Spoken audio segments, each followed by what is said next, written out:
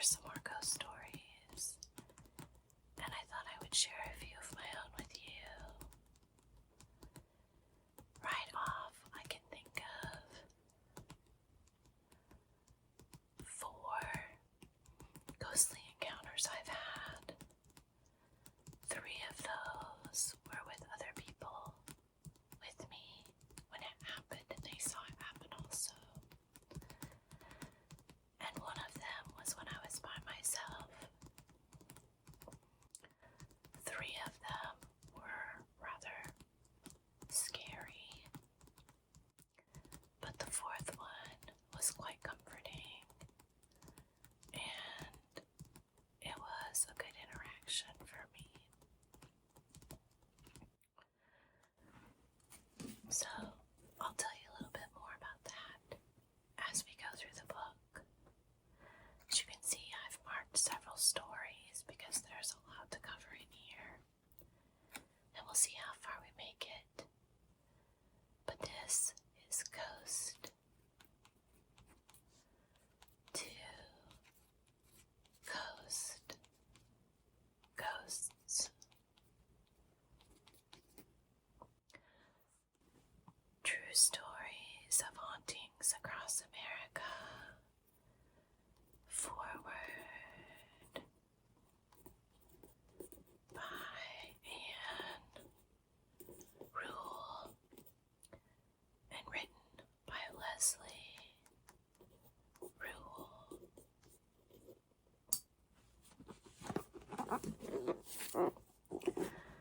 Let's read a little bit on the back. Who can resist a good ghost story?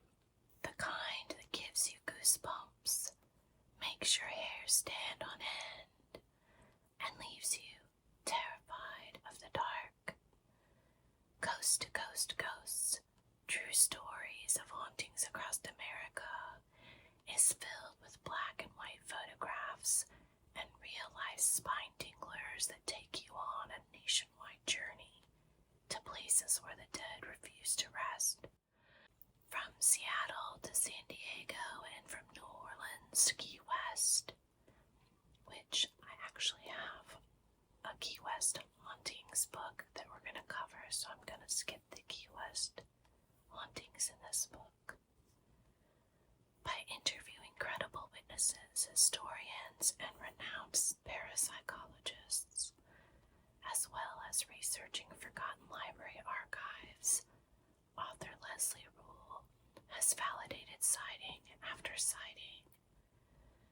This is a book that you won't soon forget, no matter how hard you might try. Sounds spooky.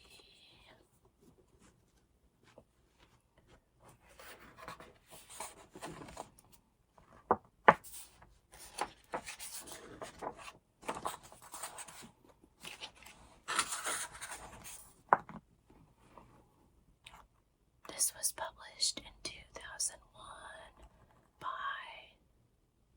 Leslie Rule and Andrews McMeel Publishing in Kansas City, Missouri.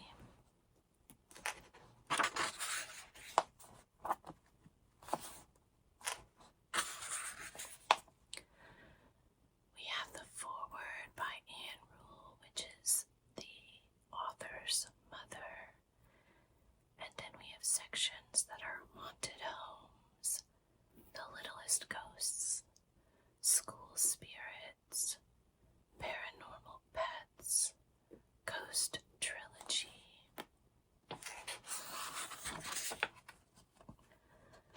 Until we meet again, angel ghosts, ghosts afloat, ghost rush. I'm a believer. Haunted hotels, ice on a balmy breeze, through the eyes of babes, nomadic ghosts, songs for the dead. Who could forget the Alamo and America's Most Haunted?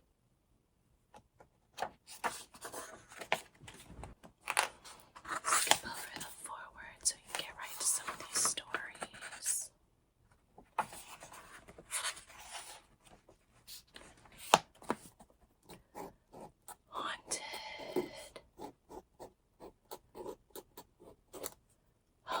rooms.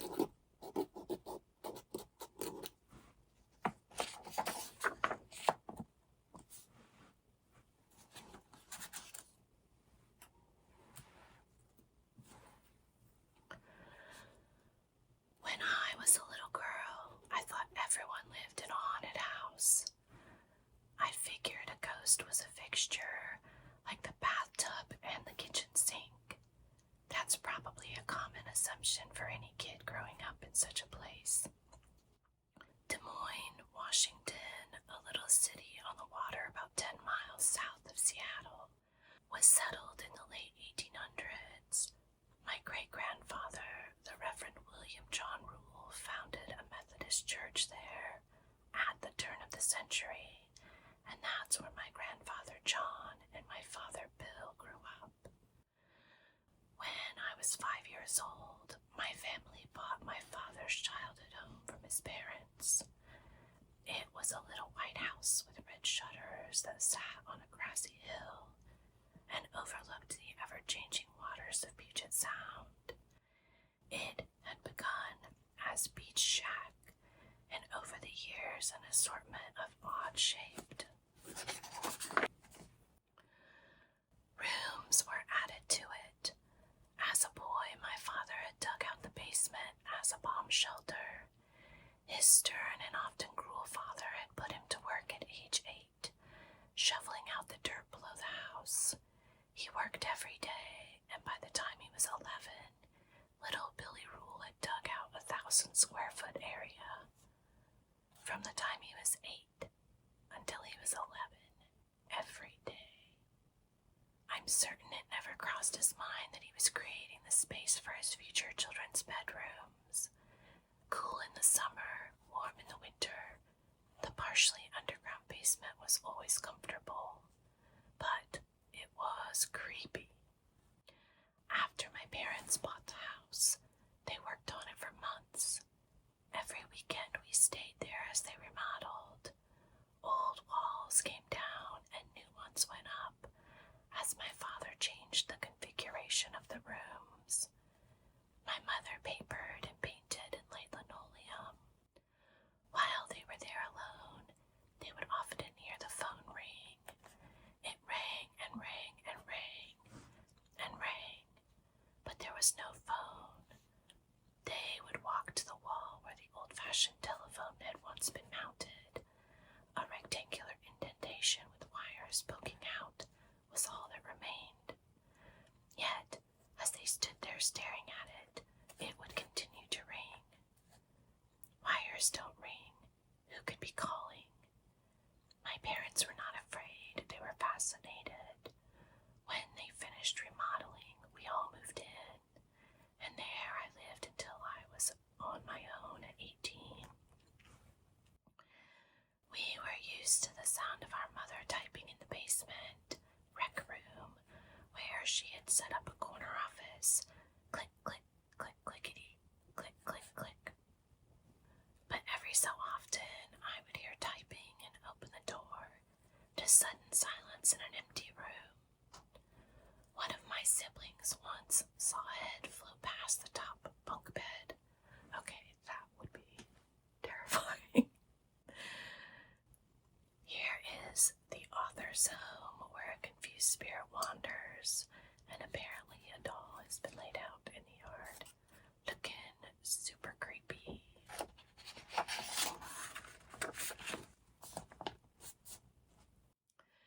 And then there is the sobbing ghost. I'm afraid we cannot claim her as our very own, for she made her rounds throughout the entire neighborhood. She was especially attracted to a home on 6th Avenue, one street over. The family heard her nearly every evening as dusk settled. It would begin as a faraway crying that seemed to come from the field behind their 1920s ranch-style house. But the darker it got, the closer the crying got, until the sound emanated from the cellar. Sometimes it was accompanied by the sound of jars rolling and bones crunching. The Smiths, that really was their name, were renting the house and had never ventured into the cellar. They reasoned that animals must be living in the area and were making the noises. Sandy Smith asked my mom if she would explore with her. She was afraid to go alone. One sunny Saturday, the two women got up their courage and decided to go in. They tried to get Sandy's German Shepherd to escort them, but the dog stood at the threshold with her fur standing on end and refused to go another step farther. It was the exact behavior of our German Shepherd, Beowulf, appropriately named. When it came to the room we used as a library, he absolutely would not step into that room. My mom and Sandy went into the Smith cellar, expecting to find an explanation for the odd noises. The area was empty, and the floor swept clean. Night after night, the sobbing continued. Who was the ghost? Why was she so sad? I heard her once, and it was the most heart-wrenching crying I have ever witnessed. Huge gulping sobs that grew more intense with each cry. It was the sound of heart breaking. I was about 12 and in my basement room when I heard her. It seemed to come from the upstairs bathroom. I assumed it was my teenage sister and hurried to find out what could be so terribly wrong. As I ran upstairs, the crying stopped. My sister was not home. My brothers were playing outside, and my mother was in the kitchen, cheerfully making dinner. I cannot say for certain who the Phantom Weeper was, but there are a couple of possibilities. One source of the haunting was discovered just recently while I was reading a book about the history of Des Moines. Decades before we moved there, someone who lived in a house on the beach died. It was the middle of winter, and the horse-drawn hearse pulled the body up the road, but it was simply too icy for the horse, and its hoofs slipped on the hill, so the body was buried on Cliff Avenue, in the exact spot where our mailbox would be. The unmarked grave remains there today. Yeah, that's not scary. I don't know the identity of the luckless dead. Could it be a woman who is unhappy with her burial plot? The other possible source of the haunting may be caused by the reckless endeavor of Des Moines workers in 1910. My grandfather, John Rule, was 10 years old that year. City workers dug out the hillside about 60 feet below the site of our future home. They were putting in the road that would eventually become Cliff Avenue. As John and a group of boys watched, the workers' shovels struck a grisly treasure, a Native American burial site. Skeletons had been buried in a special coffin, a canoe, along with beaded necklaces and bracelets. The boys desecrated the sacred burial ground. Oh, no. No, no, no, no. That is bad news. Whooping with excitement, they raided the grave, looting it for the jewelry grieving loved ones had once placed there. One of the boys grabbed a skull and jammed it onto a fence post. Oh my gosh, that's horrific. I just can't imagine your loved one having that happen to them. It's awful. People were shocked by the sight of the grinning, empty-eyed skull staring at all who walked by. The desecration of the grave created an uproar in Des Moines, but nothing that would match the controversy if it were to happen in today's politically correct times. The road went in and people went about their business. Desecrated graves are often traced as the source of haunting. Did the horribly insensitive acts of city workers and a gang of boys prompt the Phantom Weeping? I'm gonna say yes. No one can say what tongue the sobbing woman spoke, for all we ever heard were cries. The sound of a heart breaking is the same in any language. About 20 years after the looting of the grave, my childhood home was built atop the sacred burial site. No one knows how many Native Americans rest in the ground there. Our house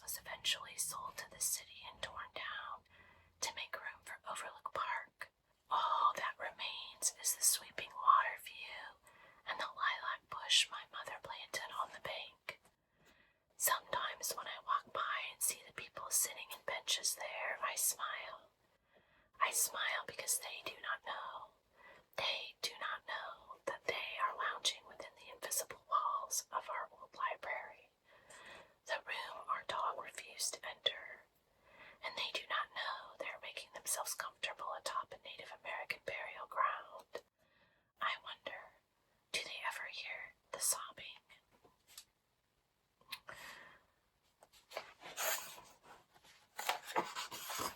It's very sad. But I guess that's a really good way to get yourself haunted, is to desecrate a grave.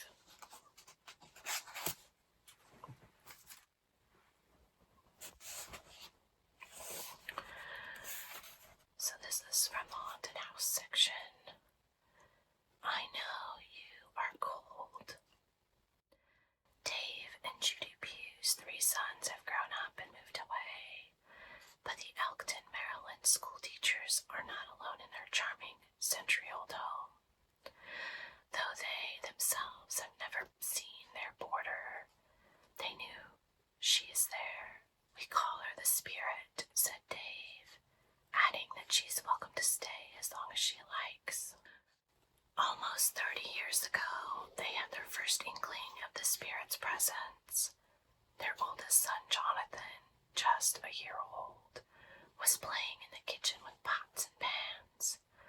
When he rolled a lid down the hallway, Judy went to retrieve it, only to find it had vanished. Had it rolled beneath the sofa, behind the door, or had it rolled into the other side? That's a good guess.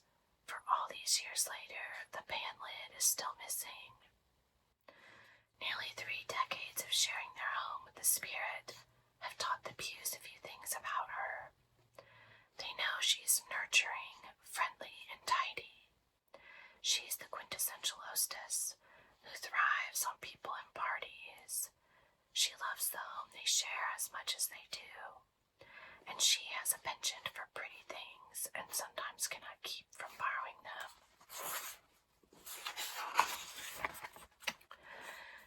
Judy discovered the fact when she purchased a dress and a matching purse and shoes for a special event.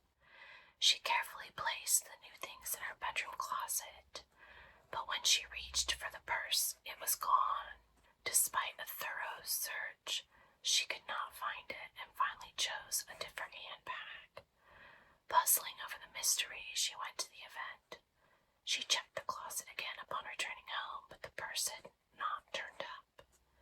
When Judy was getting ready for bed that night, she opened her closet. The purse was back, hanging beside the dress. Then there was the time Judy's favorite pearl earrings disappeared. She always kept them in the same place, Dave explained. We questioned the boys, but none of them knew anything about it. Of course, that was in the days before boys wore earrings. The very next day, the pearl earrings reappeared, nestled in their usual spot. Though they have yet to see her, the Pughs know the Spirit is a lovely blonde with a perpetual smile. I wish I could have seen her during my visit to the Pugh house, but only 3 people have been so lucky. In the mid-1970s, Judy and Dave were hosting a dinner party when one of their guests, who happened to be psychic, announced she had just seen a tall, slender woman walk up the inside staircase and vanish. The apparition wore a black chiffon skirt with an apron. Her fine blonde hair was swept atop her head. I sense she likes parties and people, the guest said, as the others listened in fascination. The psychic also guessed that the Spirit had been a Follies dancer, and the house had been built for her. This later assumption has yet to be proven, but the physical description matches those of later witnesses. The second sighting occurred at Thanksgiving of 1987, when relatives were staying over. One of them, Louise, a 30-something woman who had never heard one word about the haunting, someone standing over her. She rolled over to see a tall blonde woman in a black chiffon dress gazing down at her. "I know you can see me," said the apparition. "I know you can hear me. I know you are cold." And the spirit gently pulled the covers up over Louise's shoulders. Isn't that very sweet? Though the gesture was kind, it shocked Louise so much she barely slept for the rest of the night. Another decade passed before Judy's sister Sue met the spirit. Like Louise, Sue had not heard the Pew ghost stories. "We kept it quiet because we didn't want to discourage visitors," explained Dave. It was the middle of the day. Sue walked upstairs towards the guest room where she'd been staying and then paused, sensing eyes upon her. She turned to see a tall blonde woman smiling at her. The stranger wore a black chiffon dress with a white apron. As Sue watched, the woman continued up to the third floor. Sue entered her room to find her belongings moved. It was as if someone had been tidying up. Psychic Nancy Meyer studied a photograph of the Pew house and described a tall, buxom woman who, she said, was once the matron of the house. "She is obsessed with taking care of the house," said Nancy. Though Nancy seemed to pick up on the apparition seen by the Pew's guests, she differed on one point. She believes the ghost is an older woman with white hair, not blonde. "When it comes to ghost sightings," Nancy said, "many people get white and blonde confused." So the first story I'm going to tell you in my own personal experience is a time not long after my husband and I got married, and we were staying in his family's home. We were in an old bedroom that they had used when they were young as the guest bedroom now. But the night that this happened, my husband and I are sitting in bed, just talking as you do before you go to sleep, and the closet door next to us. There was probably 4 feet between the bed and the sliding closet.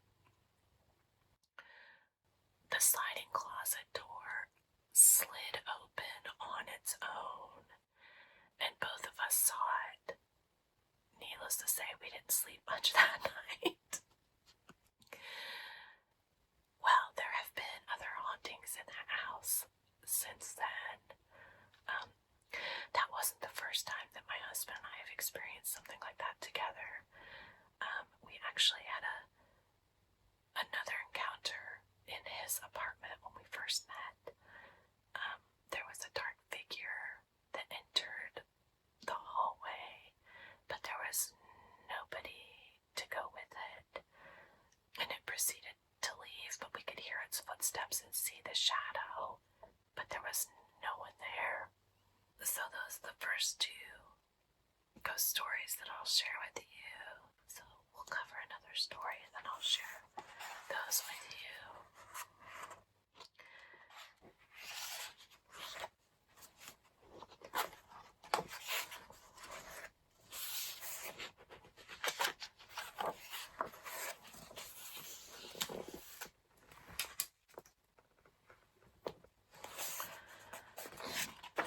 So this section is paranormal,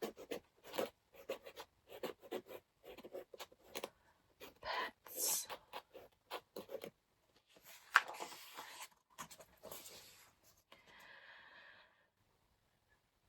They love us unconditionally. They forgive our bad breath, sloppy manners, and poor judgment.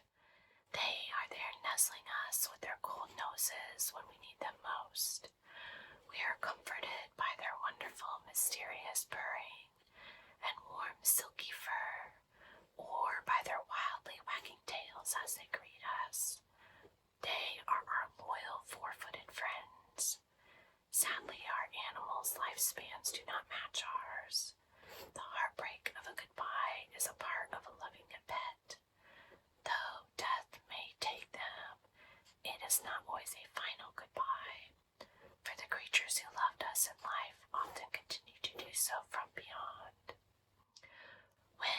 was 9 years old, we had a house full of pets.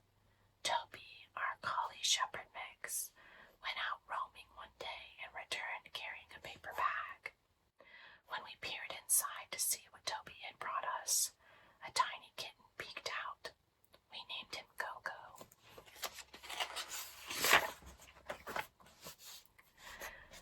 Go-Go, a black fluffy cat with a sweet nature, soon became a favorite. When he was about 5 years old, he passed away. The night of the day he died on the veterinarian's operating table, my mother was awakened by a thunderous purring. In the dark, she could not see the kitty and assumed it was one of our 2 surviving cats. She got up for a glass of water and opened the door to my room on her way back to bed. There, sound asleep on my bed, were our 2 cats. She concluded that Go-Go's ghost had come to say goodbye.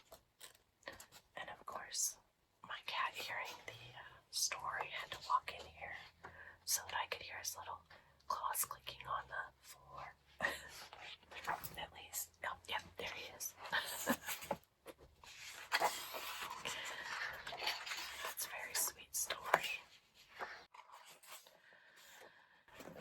This section is until we meet again.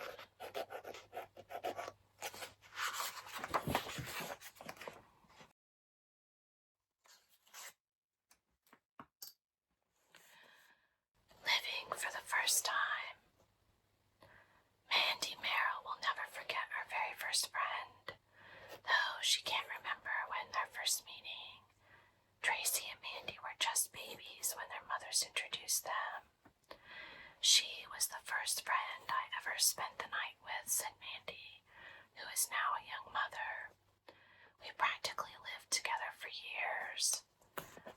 Mandy adored her pal Tracy, both pretty, popular girls from Pioneer, Louisiana. They were active in their church group and devout Christians. Mandy has sparkling brown eyes and shiny black hair, while Tracy looked like an angel with her golden hair and deep blue eyes. She'd never cut her hair in her life, said Mandy. It fell down her back in a corkscrew perm. While Tracy was lovely, it was her inner beauty that made her special. Children were drawn to her, and she looked forward to one day having a family of her own. The pair stuck together all through school. Instilled with school spirit, they attended all the games, cheering with excitement whenever their team scored. The girls chatted on the phone constantly and were always welcome in each other's homes. We both played ball, said Mandy. We weren't very good at it, but we loved trying. But when the girls reached their 15th year, their friendship grew strained. I was dating a boy Tracy didn't approve of, Mandy admitted. She must have known he was going to break my heart down the road. At the time, Mandy had stars in her eyes and was angry when her friend criticized the boy she'd fallen for. The girls argued, and the disagreement was so serious that they barely spoke for nearly a year. Finally, however, Tracy and Mandy patched things up.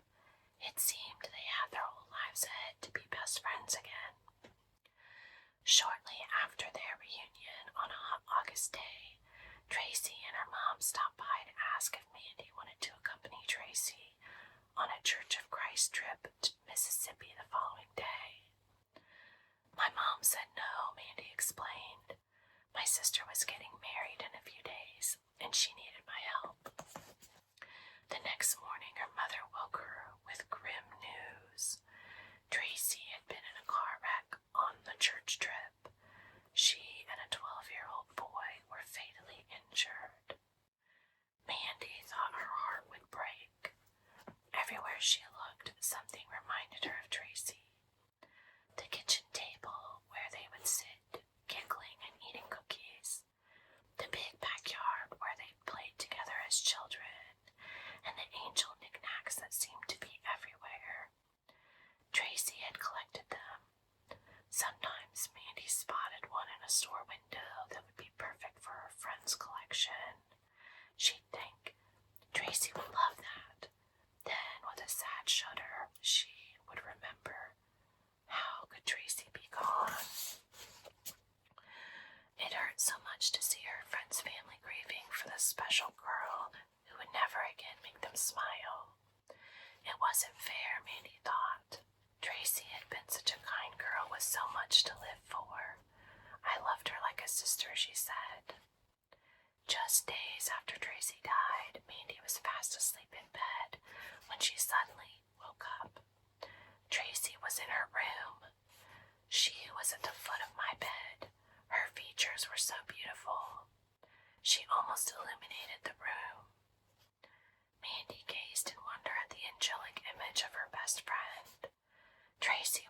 on the end of the bed, her arms slung over a bedpost, just as she had sat so many times before. "She never moved from the spot and would not allow me to touch her," said Mandy. Without moving her mouth, Tracy told her she was with Jesus. She said that heaven was beautiful. She said she was not dead, but living for the first time. Isn't that a lovely thought? The spirit visit brought comfort to Mandy, and though she still grieves for her friend, she knows she's in a wonderful place. "I loved her more than anyone will ever know," she said. So the next story I'm going to tell you happened after the birth of my first child, and I was visiting my own mother, and an aunt and a cousin were coming over to visit to see my son, and I was laying my son down for a nap in the bedroom, and I sat down on the bed, and all of a sudden I felt and saw the bed depress next to me, and I was positive that it was my grandmother, whose daughter and granddaughter were coming to visit, because I was pregnant with my son when she passed away. And literally not a few minutes later, my aunt and cousin were at the door. So I know it was her that came to visit to see my son. And to this day, that is so comforting to me that something like that could happen. And I'll just never forget that I just knew. And feeling someone sit down next to you on a bed and there's no one there. It can be odd, but I was very comforted by that encounter. This section is I'm a believer.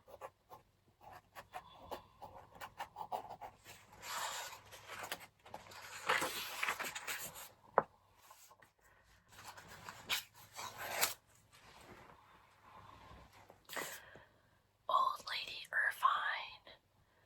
Marcia McWillie is a reasonable person.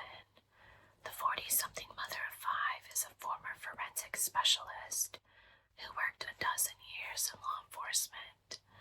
Her past career in forensics called for precise calculations.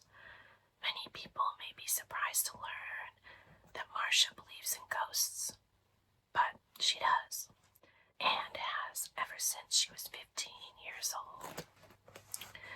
It was a warm, starry night in Orange County, California, and the teenager was hanging out with her sister Kathy and her cousin Carol, who was visiting from Tennessee, and their friend Steve. We started talking about ghosts and Marcia, and someone brought up a story about Old Lady Irvine and how some kids had supposedly seen her on an old dirt road off the interstate. The Irvines were a founding family with a nearby town named for them. Apparently, Old Lady Irvine was a family matriarch. Kathy scoffed and told the others, "There's no such thing as ghosts." But the teens were bored, so they soon piled into the car, and with 16-year-old Steve driving, headed out to see if they could find Old Lady Irvine. "We didn't really think we'd see her," says Marcia. "It was just something to do." Joking and laughing, they cruised through the clear night, gray ribbons of highway gobbled up by the car as they headed out of their suburban neighborhood to a sprawling area of farmland. The sweet night air was tinged with the scent of oranges, and stars twinkled above them. Soon the reassuring lights from farmhouses grew farther and farther apart. "That's it," Steve said. "That's the road." They giggled as he pulled the car onto the desolate dirt road. Suddenly a dense, low fog rolled in. It came out of nowhere, remembered Marcia. The car stalled. The headlights went out as Steve tried to get the car started. And then there she was. Old Lady Irvine drifted past the front of the car, glaring angrily at the kids. She floated just above the fog, Marcia confided. She glowed from within. She was holding a stick or a cane in her right hand. She wore a sheer white gown and had something white on her head.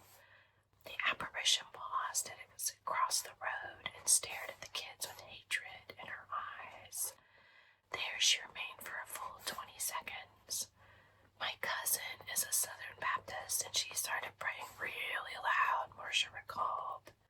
While both Carol and Kathy buried their faces in their hands, Marcia and Steve stared back at the ghost, their mouths hanging open.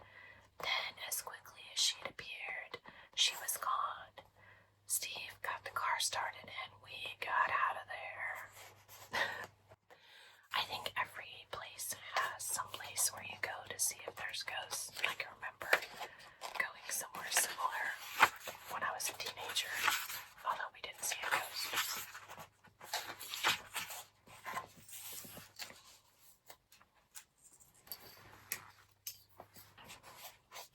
Tea for three.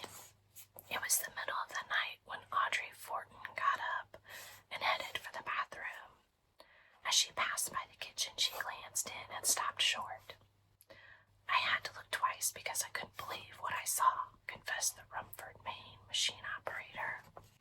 It was 1987, and Audrey, then in her early 20s, was living in a second-floor apartment of a big house in Portland, Maine.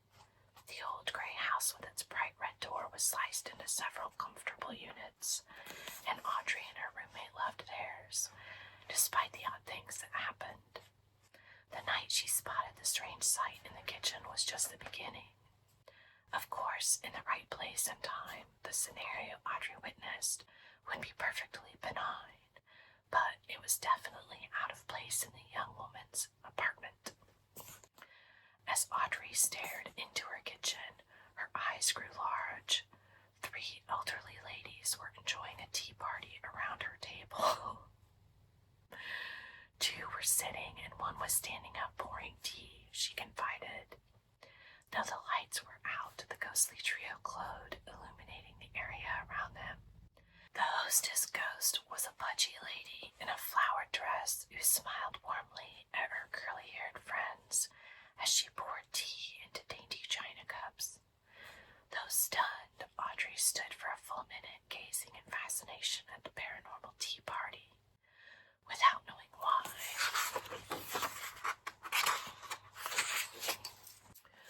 Audrey heard herself say, "When you're done serving your friends, Myrtle, just clean up your mess." When the ghost did not respond, Audrey ran to tell her roommate about their surprise guests. She got up and went to the kitchen, said Audrey. She saw the same thing I did.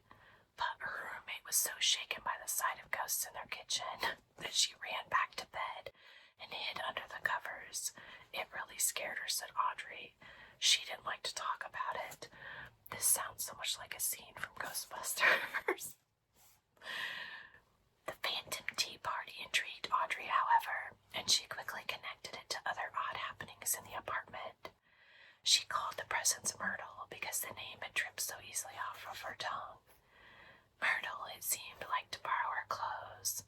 Audrey would hang a favorite freshly laundered shirt in the closet only to find it mysteriously missing when she went to put it on.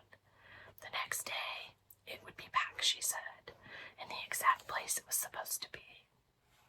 Whenever Audrey snuggled into bed with a copy of Fate magazine, a publication on the paranormal, the bed would shake violently. Was it Myrtle, excited because Audrey was reading about ghosts? Perhaps so, for the bed always shook when she read Fate, but never when she chose other reading material. And for some inexplicable reason, Myrtle was focused on a roll of shelf paper that Audrey had never gotten around to using. It sat on a table in the hall, but time after time she would come home to find it on the floor. At first I thought it had fallen, she explained. She began to anchor it, burying it behind other objects. Still, the roll of shelf paper managed to extricate itself from beneath the pile of things and turn up in odd places.